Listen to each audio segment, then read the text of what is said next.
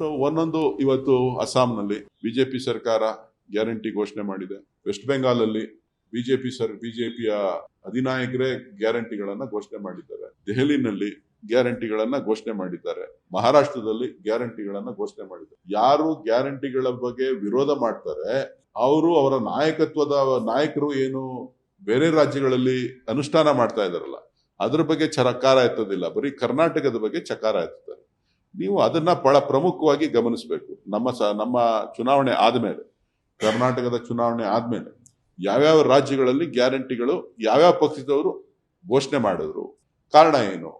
So ಇವೆಲ್ಲವೂ ಕೂಡ ನೀವು ಎಲ್ಲರೂ ಕೂಡ ಚಿಂತನೆಯನ್ನ ಮಾಡಬೇಕು.